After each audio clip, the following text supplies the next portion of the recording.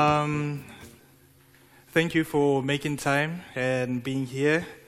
One promise though, the presentation is not going to be that long, so that at least you can go home and relax a bit early today. My name is Edward Yankee from the Northwest University. I'm a senior IT consultant there, based in the Mafikeng side of delivery.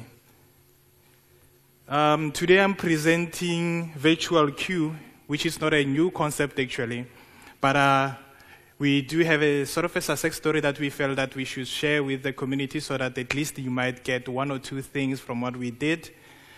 We decided not to opt for a off-the-shelf application, but decided to sort of tweak our own so that it meets the requirements that we want to achieve at the end of the day, particularly so in terms of reporting. Just a bit background on the Mafikeng Service Desk so that at least you understand where the story began and why there was a need for virtual queue. The Mafikeng Service Desk, which is located at the Mafikeng Service, side of delivery, it has 6 permanent service agents that work with over 50 computer labs. Over and above that, they still need to serve over 10,000 students. And every year we get plus, for now actually, the registration for first year students, it was over 2,900. And this number keeps on increasing by plus minus 10%. The most unfortunate part is that the Mafikeng side of delivery, we have a lot of students that come from poor, disadvantaged backgrounds, if you like. And you'll find that they do not have access to ICT or ICT equipment, or they can get access to that equipment at a later stage. And that, in most cases, it causes them not to feel that confident in using IT equipment. There were 4 problems that we identified before the inception of this application. We'll just start from the bottom up. For one, the service desk area where the 6 service desks are located, it's a bit small. With the number of all the students that require services, given their background, especially those who do not have that adequate knowledge or skills in IT, we could not book in computers and work them at a later stage. So you can imagine at the beginning of the year, you have plus 2,900 students, 2,500 of whom are a bit confused. It's a new environment, new friends, new security policies, a new laptop maybe, or an old one, which still needs to be configured into the network. So that brought about a lot of, a long queue, and you can imagine with 6 agents, it's definitely going to take time. So unfortunately, we could not book in computers in that work area. Another problem that we identified was that students had to queue on a corridor which is about 1.8 meters wide, and in length it's plus 5 meters or so. And imagine having 600 to 700 students in a corridor that size. The very same corridor is used again for SSS and entrance to our undergraduate labs, which are located on either side. And if you combine, the other one takes about 80, the other one plus 150 or so. So you can imagine the movement in between those 2 computer labs. Over and above that, students, particularly first-year students, they prefer to have their devices worked on by a service agent rather than themselves. Again, it's that issue of confidence that I spoke about earlier. And some, they just want to go there because they want to see the service agent. You might find that they heard of something from their senior students, or they just want to check out the environment. So if one really definitely needs to go to the service desk, the friend will just join for the fun of it.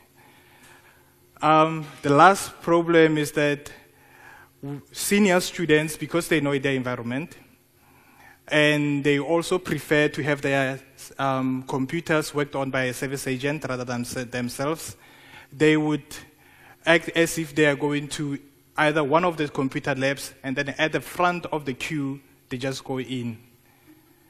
So that brought about a lot of problems. Students, if you're a first-year student, it's a bit difficult to voice out your concerns. So if somebody just comes in front of you, you just keep quiet. So they'll keep pushing you back until you get to the end of the queue. Sometimes students, they would book physically so, if I may put it that way.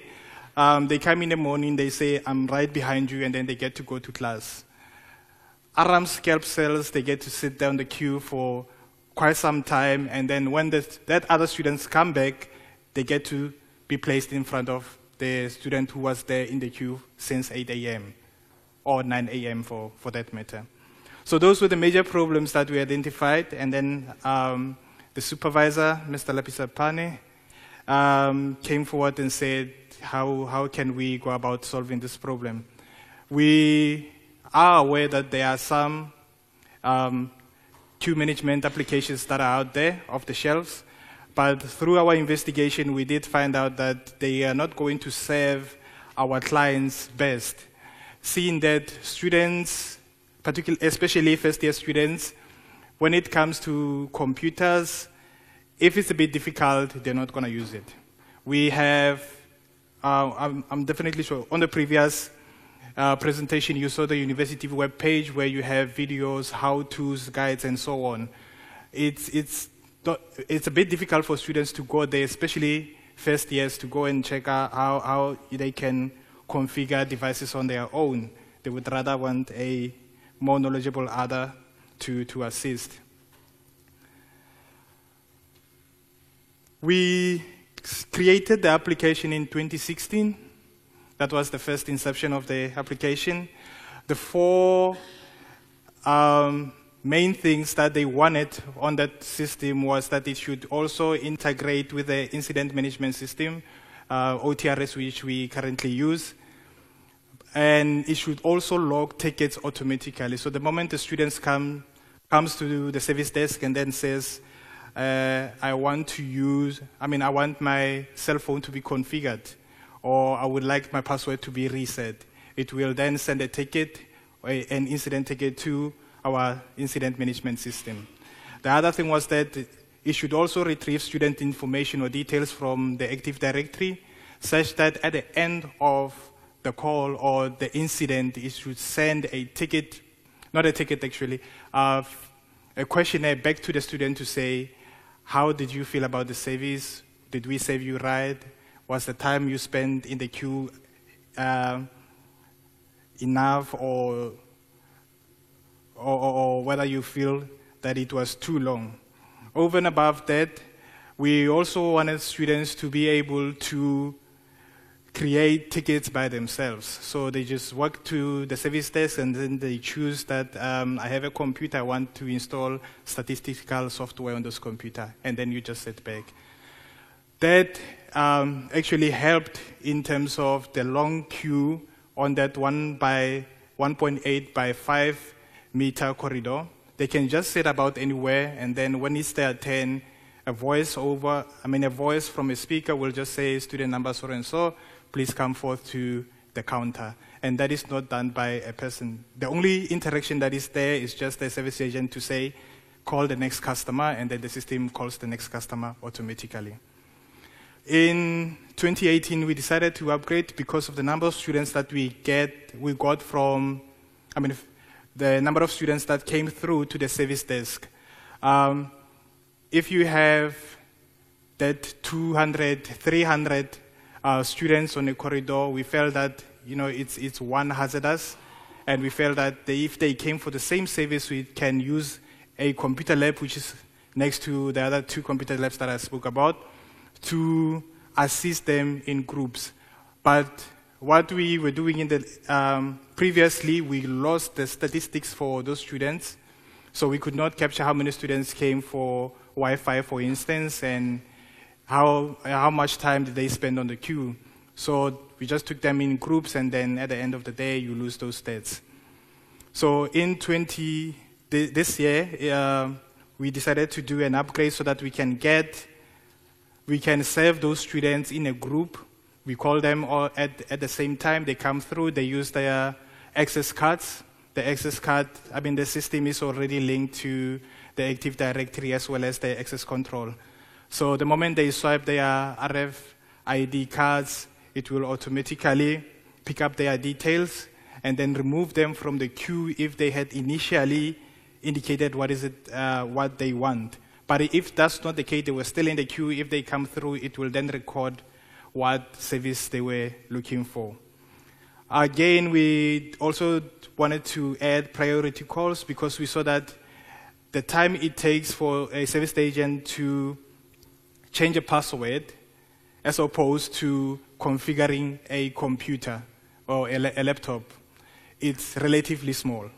So you might as well have priority calls so that you can call somebody that uses a cell phone. You just need to change one line on their cell phone and then they are done. They move out of the line. So that was one request that we decided to implement. So far, since 2016, we've had 16,027 calls that students logged. This varied from statistical software installation to Wi-Fi setup on cell phones, on tablets, and also your antivirus updates and removal. Because of the strict network policy, we only need one software which is sanctioned by the university. The rest we do not need, so it takes time for the service agents to remove the other softwares. So from this chart, you'll see that especially in 2018, February, all the way up until June, it was our busiest month. So it alternates. The beginning of the year, we have a lot of students. After recess, they stay away from the university for quite some time, and then the antivirus expires. They come back July, August, and then that's when we have a lot of students again. Since we since the inception of the software, we've seen that at least there's a lot of our customers are happy. We've drastically reduced the waiting time for our students, and it's now possible to better plan for your peak seasons. You can immediately look and see that between March and April, we need to have so many service agents that will be working on the service desk and not particularly for residences or for computer labs. So what we've managed so far, we've managed to resolve 3 of the 4 problems, except though the last one, which is the service desk area, is a infrastructure problem, not particularly a virtual queue. But what we have done ever since 2016 up until now through the virtual queue, we've eliminated all those things. So even your senior students that come in at the 11th hour or just at the earliest hours and then leave and then come back, we've tried to mitigate that problem. So everyone has a fair chance to get service from the service agents.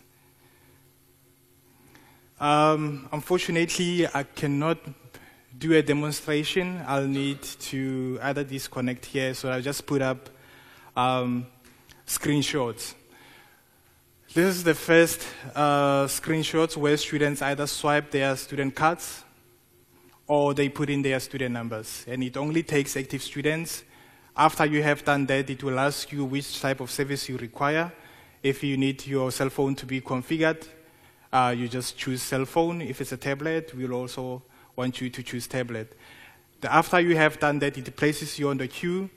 The service agent will be able to then look at his or her dashboard and say, I'll call this particular student who has asked for her password to be reset. That's the dashboard, and I've logged in using my account. I've been very, very lazy, as you can see there. I have 0 tickets that I've done this week, but when it comes to average time, I have 0 minutes, so I'm quite efficient. And it also calculates the number of tickets that you have done for the rest of the year. So in other words, if you want to motivate on your appraisal, you can also just come here and say, I've served or I have helped with 27,000 tickets for the year 2018. This is another screen where the service agent can call the next student. As you can see there, it already has the details of a student. That is why we opted not to go for an off-the-shelf application. But through this one, we are able to change one or two things.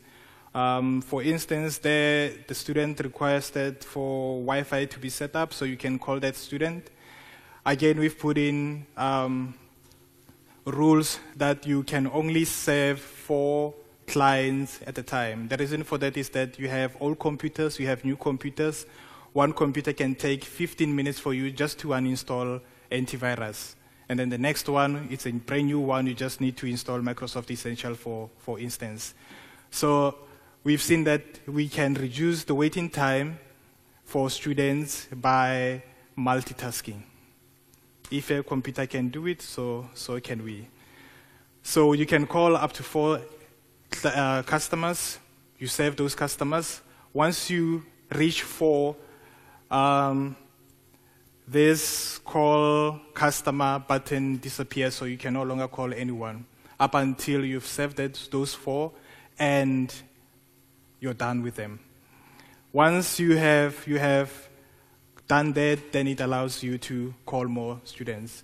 And then we do have students that come in, they want to be assisted immediately, they log a call and then immediately go away. When we call tickets, we have an option either to modify if the request was wrong, if they said they wanted Wi-Fi, but eventually they needed SPSS installation.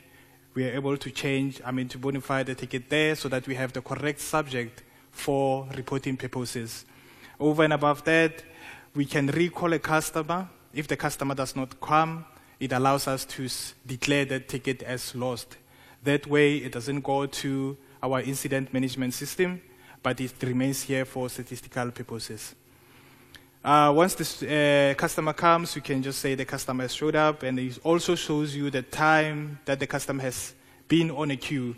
So that way, it's easy for you to assist. If you see that it's 50 minutes, you know that you have to thread carefully. If it's less than 10 minutes, then you're on a safe side. We can also try and assist students in batches or groups, especially at the beginning of the year, where we have 50, 80, 100 to 200 students that would be on the queue. We can call all students that need assistance with Wi-Fi. So the moment they walk into any computer room or any room that we have sanctioned that can be used for Wi-Fi configuration, when they pass through the door, they just swipe their cards on the card scanner. And then that will immediately log a ticket on their behalf and then send it to our incident management system.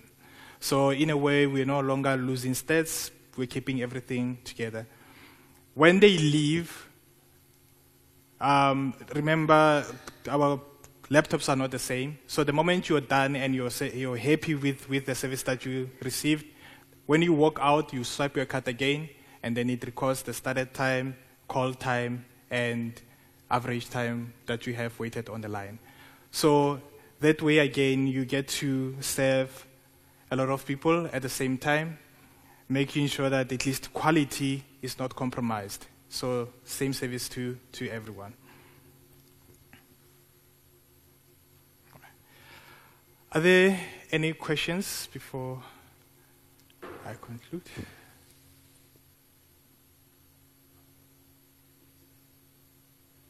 Straightforward presentation. Oh. Hi, Edward. Hi, Edward. Hi, ma'am. Tell me, you started putting your processes in place. How did you know, and the requirement to say there was no system on the shelf that could do the whole thing.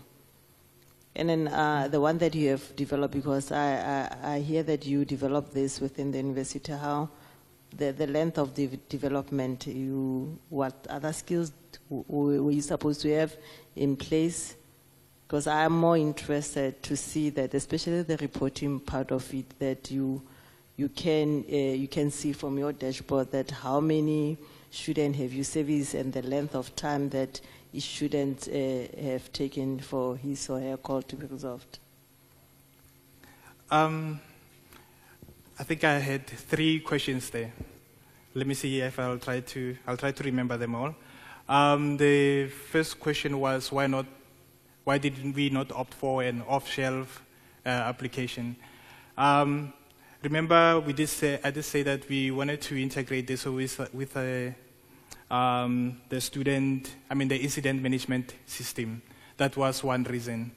And we also wanted to retrieve information, student records from our Active Directory.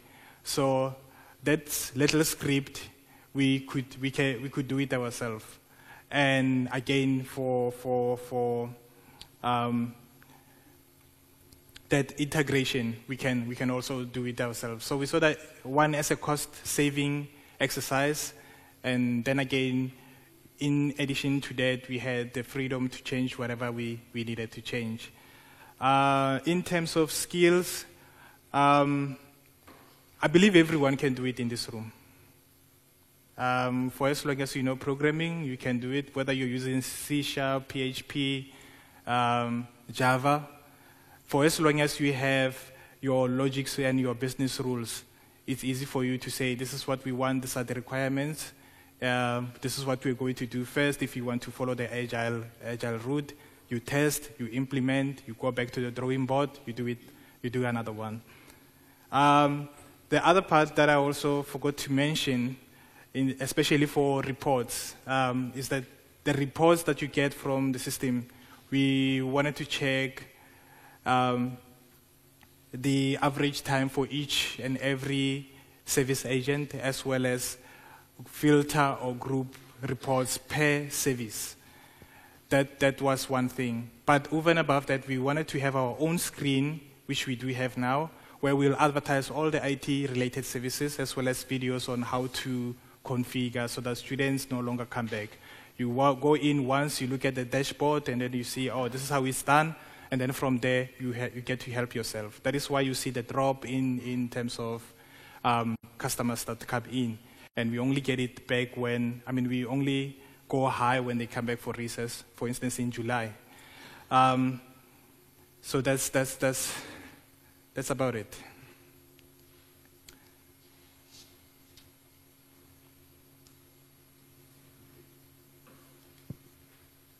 Hi, Edward. Hello? Yes, hi, Edward. I just wanted to find out what program did you use to develop that dashboard in? Is it web-based? How does it work? It's web-based. We've used PHP. We've used open source software, except for instance, except for where it's hosted. It's hosted on university infrastructure, which the license is already paid for. But apart from that, what we've used are open source software, so cost saving again. Thank you so much.